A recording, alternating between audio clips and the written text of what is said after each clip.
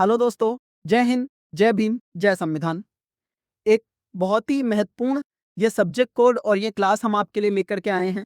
जो ये subject code रहेगा, ये रहेगा BPCE 145 लिए सब्जेक्ट कोड रहेगा।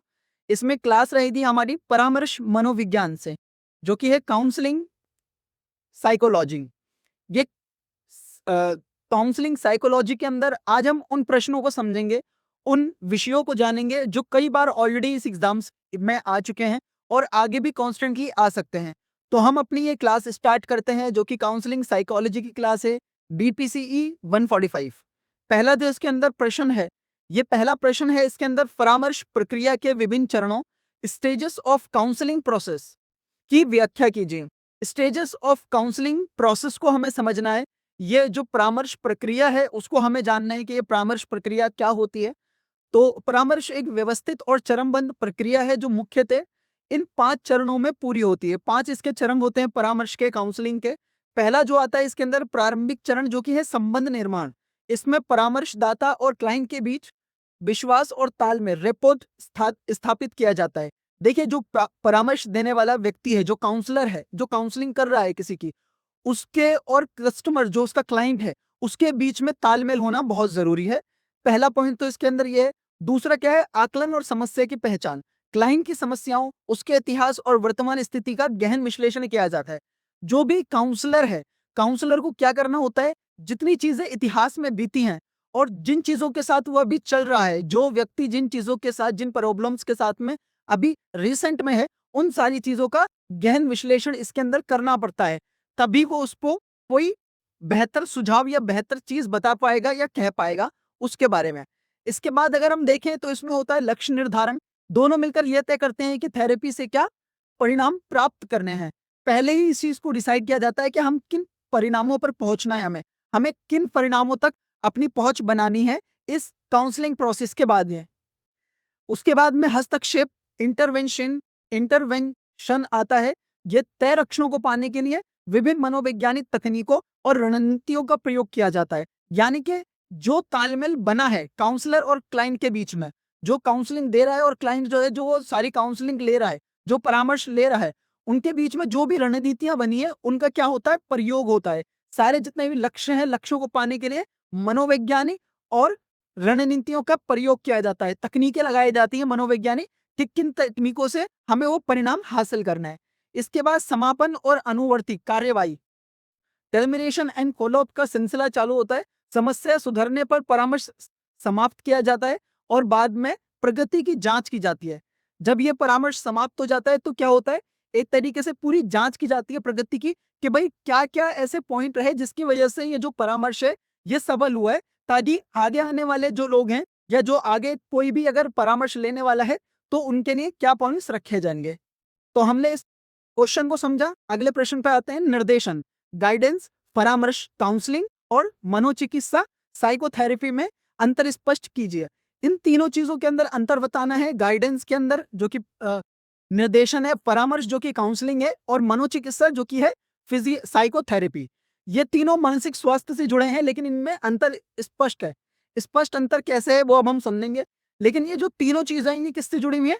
मनोविज्ञान से जुड़ी हुई है, मानसिक स्वास्थ्य से हमारे जुड़ी हुई है ये। पहले अगर हम निर्देशन, गाइडेंस की बात करें, ये मुख्य रूप से शैक्षिक या व्यवसायिक होता है, जहां विशेषज्ञ व्यक्ति को सही विकल्प चुनने के लिए जानकारी या सलाह देता है। ये विकासात्मक और निवारक होता है। मतलब निर्देशन क्या है, गाइडेंस क्या है?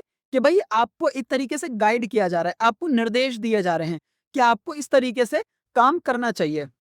दूसरा आता है इसमें परामर्श, काउंसलिंग। ये व्यक्तिगत, सामाजिक या भावनात्मक समस्याओं पर केंद्रित होता है। एक तो हो गया निर्देशन, गाइडेंस, जो कि है किसके अंदर? मुख्य रूप से शैक्षिक या व्यवसायिक। अगर किसी को व्यवसायिक तौर पर कोई काम के लिए अगर निर्देशन चाहिए या अगर शैक्षिक तौर पर चाहिए तो उसमें आती है निर्देशन के बाद गाइडेंस ही। और अगर मान लीजिए किसी को व्यक्तिगत तौर पर, सामाजिक तौर पर या भावनात्मक तौर पर अगर कोई भी एक तरीके से काउंसलिंग चाहिए तो वो किस में आएगी? परामर्श में आएगी, काउंसलिंग में आएगी वो। ठीक है, ये हो गई एक तरीके से काउंसलिंग। इसके बाद अगर आप बात करें तो काउंसलिंग में क्या होता है? इसमें क्लाइंट को खुद निर्णय लेने और समस्याओं का हल करने के योग्य बनाया जाता है। ये कम गंभीर समस्याओं समस्याओं के लिए होता है। मतलब क्या है कि ये जो काउंसलिंग होती है ना, देखिए, आप कभी भी किसी के साथ में कॉन्स्टेंटली नहीं रह सकते हो। तो काउंसलिंग किस लिए की जाती है? ताकि इंसान इंटरनली इतना स्ट्रांग बने, इंटरनली इतना मजबूत हो जाए कि वो अपनी समस्याओं को खुद हल कर सके। इसके बाद अगर हम मनोचिकित्सा की बात करें, साइकोथेरेपी की, ये गंभीर मानसिक विकारों जैसे गहरा अवसाद, सिजोफ्रेनिया के इलाज के लिए होती है। ये दीर्घकालिक होती है और व्यक्ति के व्यक्तित्व के गहरे हिस्सों का विश्लेषण करती है। सबसे जो मतलब लास्ट स्टेज, ये बहुत ज्यादा खतरनाक पॉइंट कहा जा सकता है, तो किसको कहा जा सकता है? साइकोथेरेपी को। इसमें क्या होता है? गंभीर मानसिक तौर पर इंसान टूटा हुआ होता है, गंभीर मानसिक तौर पर इंसान जो होता है वो जकड़ा हुआ होता है। किन चीजों में? गहरे अवसाद में, जो कि कहलाता है सिजोफ्रेनिया। इसके लिए क्या होता है? ये दीर्घकालिक होती है और व्यक्ति के व्यक्तित्व के गहरे हिस्सों का विश्लेषण करती है। अ, बिल्कुल मतलब कि व्यक्ति के अंदर समझना होता है, अंदर व्यक्ति के जाना पड़ता है, तब ये इस तरीके की काउंसलिंग की जा सकती है, ये साइकोथेरेपी की जा सकती है। इसके बाद में अगर हम अगले प्रश्न पे आए, फ्राइड के अनुसार व्यक्तित्व की संरचना और रक्षा तंत्र, डिफेंस मैकेनिज्म का वर्णन कीजिए। डिफेंस मैकेनिज्म को समझना है हमें। डिफेंस मैकेनिज्म क्या है? एक तरीके सा रक्षा तंत्र होता है हमारे अंदर, उसको हमें अंडरस्टैंड करना है। सिगमंड फ्राइड ने व्यक्तित्व को 3 भागों में बांटा है।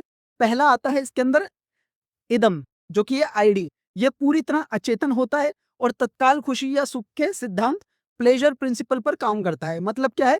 ये तत्काल, जैसे कोई भी चीज से हमें खुशी मिल गई या किसी भी चीज से हमें दुख हो गया, कोई भी बात हो, तो ये प्लेजर प्रिंसिपल पर काम करता है। खुशी के ऊपर ज्यादा ये काम करता है। तत्काल हमें जो सुख मिलता है, तत्काल जो हमें खुशी मिलती है इंस्टेंटली, उस पर काम करता है। दूसरा पॉइंट है इसके अंदर ईगो, जो होता है अहम। ये वास्तविक दुनिया से जुड़ा होता है और वास्तविकता के सिद्धांत, रियलिटी प्रिंसिपल पर काम करता है। ये आईडी और सुपर ईगो के बीच संतुलन बनाता है। मतलब तीन चीजें हैं। आईडी है जो कि इदम है, ईगो है जो कि अहम है, और एक होता है सुपर ईगो। सुपर ईगो क्या कहेंगे? एक तरीके से हम कहेंगे परम आनंद, है ना? एक तो ईगो हो गई जो अहम है, और एक सुपर ईगो हो गई तो वो क्या हो गया? परम अहम हो गया। ये उन दोनों के बीच काम करता है रियलिटी प्रिंसिपल के ऊपर, यानी कि वास्तविकता के सिद्धांत पर ये ईगो जो है, अहम जो है, ये काम करता है। इसके बाद अगर हम देखें तो आता है सुपर ईगो, परम अहम। यह व्यक्ति के नैतिक मूल्यों, समाज के नियमों और आदर्शों का प्रतिनिधित्व करता है। मतलब कि इन सारे चीजों पर, नैतिक मूल्यों के ऊपर, समाज के नियमों के ऊपर और आदर्शों का प्रतिनिधित्व कौन करेगा? सुपर ईगो करेगा, परम अहम।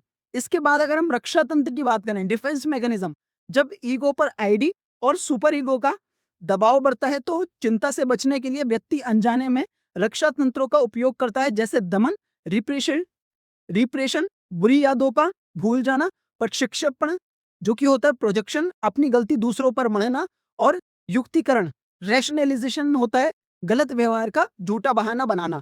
यानी कि रैशनलिज्म रैशनलाइजेशन हो गया एक तरीके से गलत व्यवहार का झूठा बहाना बनाना, और प्रक्षेपण हो गया प्रोजेक्शन, जो कि अपनी गलती दूसरों पर मढ़ना, और पहला था इसमें दमन, रिप्रेशन, बुरी यादों को भूल जाना। ये एक तरीके का क्या है? हमारा पूरा रक्षा तंत्र है, डिफेंस मैकेनिज्म, जो कि 3 तरीके से काम करता है। अगर हमारे ऊपर कभी भी सुपर ईगो, ईगो या अहम, जो कि है आईडी, ये अगर किसी भी तरीके से ये तीनों चीजें हावी होती हैं हमारे ऊपर, तो हमारा डिफेंस मैकेनिज्म जो होता है वो चालू हो जाता है। ये जो है हमारा रक्षा तंत्र, ये चालू हो जाता है, और इन 3 तरीकों से ये इन चीजों को खत्म करता है। ये 3 चीजें हैं डिफेंस मैकेनिज्म के अंदर। अगले प्रश्न पर आते हैं। एल्बर्ट एलिस की रेक, आरईबीटी का या बेक की संज्ञानात्मक थेरेपी, बेक्स कॉग्निटिव थेरेपी की मुख्य अवधारणाएं क्या हैं? इनकी अवधारणाओं को हमें समझना है। एक है cognitive therapy, Beck's cognitive therapy, और एक है एनिस की रेक यानी कि आरईबीटी। इसकी क्या हमें समझना है? मुख्य अवधारणाएं क्या हैं? आरोन बेक की संज्ञानात्मक थेरेपी इस बात पर टिकी है कि हमारी भावनाएं और व्यवहार हमारी सोच, कॉग्निशन से तय होते हैं। जैसे नकारात्मक संज्ञानात्मक त्रय, कॉग्निटिव ट्रायड, अवसाद से पीड़ित व्यक्ति खुद के बारे में, दुनिया के बारे में और अपने भविष्य के बारे में केवल नकारात्मक सोचता है। ये देखिए इसमें क्या पॉइंट आएगा। नकारात्मक संज्ञानात्मक अगर कोई है, कॉग्निटिव ट्रायड है, तो उसमें क्या होता है? अवसाद होता है। अवसाद से क्या होता है? पीड़ित व्यक्ति खुद के बारे में, दुनिया के बारे में और अपने भविष्य के बारे में क्या सोचेगा? केवल नकारात्मक। यानी कि ये कौन कह रहा है? आरोन बेक। इनका कहना यह है नकारात्मक संज्ञानात्मक में। दूसरा हम देखें स्वचालित विचार, ऑटोमेटिक थॉट्स। किसी भी परिस्थिति में व्यक्ति के मन में अपने आप ही नकारात्मक और अतार्किक विचार आने लगते हैं। लास्ट इसका है संज्ञानात्मक विकृतियां, कॉग्निटिव डिस्टोर्शन। व्यक्ति सच्चाई को तोड़ मरोड़ कर देखता है, जैसे छोटी छोटी बात को बहुत बड़ा आपदा मान लेना, कैटेस्ट्रोफी ट्रोफिजिंग, या हर चीज को काले और सफेद, सब अच्छा या सब बुरा के रूप में देखना। ये 3 तरीके की चीजें हमारे हमारे अंदर बनने रखती हैं। एरोन बेक ने बताया है, जब हम कोई भी चीज जो होती है, क्या होता है जब हमारे अंदर एल्बर्ट एरिस की रेक आरईबीटी या बैक की संज्ञानात्मक थेरेपी ये कहती है कॉग्निटिव थेरेपी, इसकी 3 एक तरीके की अवधारणाएं जो मैंने आपको बताएंगे ये हैं, ठीक है। तो ये कहता है कि भाई संज्ञानात्मक थेरेपी जो है इस बात पर टिकी है कि हमारी भावनाएं और व्यवहार हमारी सोच कॉग्निशन से तय होते हैं। सिर्फ हमारी सोच से ही सारा जो हमारा व्यवहारिक जो हमारे कार्य हैं वो बनते हैं। तो हमने ये आपके लिए बहुत महत्वपूर्ण क्वेश्चन अभी कराए हैं। इसका सेकंड पार्ट भी अगर आपको चाहिए तो सेकंड पार्ट के लिए आप हमें कमेंट बॉक्स में कमेंट करिएगा। अगर वीडियो अच्छा लगा हो तो वीडियो को लाइक करिए, पेज को सब्सक्राइब और फॉलो करिए और जुड़े रहिए हमारी क्लास के साथ में। Thank you so much.